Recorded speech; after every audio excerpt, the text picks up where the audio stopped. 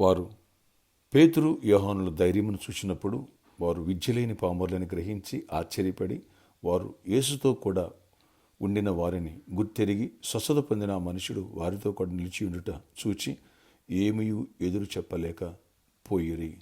అపోస్తుల కార్యములు 4వ అధ్యాయం 13-14 వచనాలు. Praise Jesus. ఈరోజు నవంబర్ 18 ట్యూస్డే. గుడ్ మార్నింగ్ పరలోకనేశ్వర సంఘ బిడ్డలకు, ఆత్మీయులకు, దైవజనులకు, ఇతర రాష్ట్రాల దేశాలు మన ప్రియులందరికీ కృపాక్షేమలు సమృద్ధి కలుగునుగాక. ఆమేన్. ఫ్రెండ్స్, ఒక సత్యాన్ని మనం గ్రహించాలా. రివైవల్ గురించి గత 2 సండేలుగా దేవుడు బలమైన వాక్య సందేశాలు మనకు అనుగ్రహిస్తున్నారు. ఎప్పుడైతే ఉజ్జీవం పడతారో వారు ధైర్యవంతులుగా మారుతారు, బలవంతులుగా మారుతారు, సాతాను లెక్క చేయరు, పరివర్తన స్టార్ట్ అవుద్ది, ఆత్మీయ లోతుల్లోనికి వెళ్తారు. పరిశుద్ధ ఆత్మదేవుడు వారిలో ఉండి వారిని బలపరుస్తూ ఉంటారు. నిత్య ఆనందముతో నింపుతారు. బాహ్య పరిస్థితులను బట్టి ఎన్నడూ వాళ్ళు కృంగిపోరు. కాబట్టి అప్పటి వరకు పిరికివారుగా పారిపోయి యేసు ఎవరో తెలియనటువంటి బొంకినటువంటి ఈ వ్యక్తులు ఇప్పుడు వీళ్ళ ద్వారా సూచక్రియలు, మహత్కార్యాలు దేవుడు చేస్తున్నారు. ఉజ్జీవం పడినప్పుడు పరిశుద్ధ ఆత్మిక శక్తి ద్వారా నీ ద్వారా దేవుడు ఆశ్చర్యకార్యాలు చేస్తారు. నీ జీవితంలో కూడా ఆశ్చర్యకార్యాలు చేస్తారు. బహు ధైర్యాన్ని ఇస్తారు, విశ్వాసంలో బలపరుస్తారు. ప్రభుత్వం నువ్వు కాంటాక్ట్ అయి ఉంటావు. ఏ సమస్యకి లొంగిపోవు, భయపడవు. చూడండి, అక్కడ స్వస్థపడిన వాడు అక్కడ ఉన్నాడు. అతన్ని చూడగానే విరోధులు, శాస్త్రులు, పరిచయులు, ప్రధాన యాజకులు, అధికారులు ఏం మాట్లాడలేక మౌనంగా ఉండిపోయారట. ఫ్రెండ్స్, ప్రభుకి మహిమ కలి ఉజ్జీవం అనేది ఆ దినాల్లో ఎలాంటి ప్రపంచనాన్ని సృష్టిస్తుందో చూడండి. ఆ ఉజ్జీవం అనేది ఎప్పుడైతే అపోస్తుల మీద పెంతుకొస్తున్నాను దేవుని యొక్క ఆత్మశక్తిని కుమ్మరింపు ద్వారా ఉజ్జీవం ఆరంభమైందో అంతే.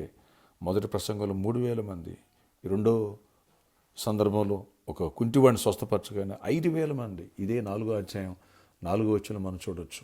యేసుని నమ్మారు. అలా అసలు ప్రవాహంలా ప్రజలు అనేకమైన ఆత్మల రక్షణలోకి రావటం, ఉజ్జీవం పట్టడం, వాళ్ళందరూ కూడా విశ్వసించిన వారందరూ కూడా 4వ అధ్యాయం 32 వచనం అంటాడు, ఏక హృదయము ఏకాత్మ గలవారై ఉండిరి. అందరిలో ఐక్యత, ప్రేమ, సంతోషం, సమాధానం ఇవన్నీ ఆరంభం. ఉజ్జీవంలో ఇవన్నీ ఆరంభమవుతాయి. ఇలాంటి ఉజ్జీవం మనందరిపైన కుమ్మరించబడుతుంది. ఫ్రెండ్స్, ప్రార్థనలు ఎక్కువ గడుపుతావా? వాక్యంలో ఎక్కువ గడుపుతావా? అక్కడ రాయబడి ఉంటుంది కదా, అపోస్తులు 2:42 వీరు అపోస్తుల బోధ యందును, సహవాసమందును, రొట్టె విరుచుటేందును, ప్రార్థన చేయటేందును ఎడతెగక ఉండిరి. ఈ ఎడతెగక ప్రార్థన ఉజ్జీవం ఆరంభమైన వ్యక్తుల్లో ఉంటుంది. ఎడతెగక విశ్వాసంలో బలపడతారు, సహవాసం కలిగి ఉంటారు. అపోస్తుల బోధలో ఎదుగుతున్నారు. Praise Jesus. మన విషయాల్లో కూడా ఇలాంటి సహవాసంతో మనం ఉండాలి. అలాగే ఐక్యత ఉండాలి, ప్రార్థనతో నింపబడాలి, వాక్యం ఎదగాలి. బలపడతావా? ఉజ్జీవం పడతావా? ధైర్యవంతుడిగా మారుతావు. ఉజ్జీవం నీలో నుంచి ఆరంభమగునుగాక.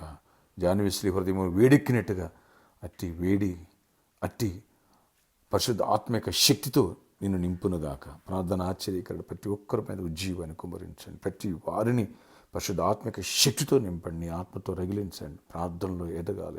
తెగక ప్రార్థించారు.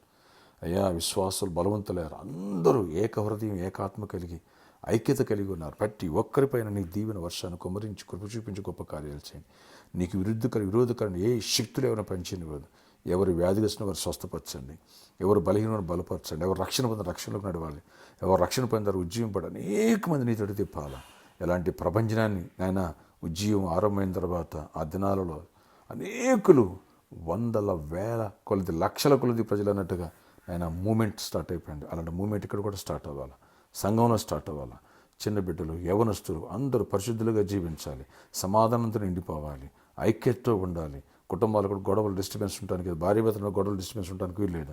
అయ్యా, వ్యాధిగ్రస్తులను స్వస్థపరచండి, జాబ్స్ ఇవ్వండి, హైక్స్ ఇవ్వండి, బిజినెస్ పీపుల్ దీవించండి, ఫైనాన్షియల్గా బ్లెస్ అయ్యండి, మరింతగా స్ట్రెంథెన్. ఈరోజు బర్త్డే, వెడ్డింగ్ యానివర్సరీ దీవించి దీర్ఘాయుష, కృపాక్షేమ, సమాధానం నడిపించండి. 4th వర్షిప్ కూడా అన్ని విషయాలు మార్గాలు సరళం చేసి ఏ ఆటంకాలు లేకుండా కృపనివ్వండి.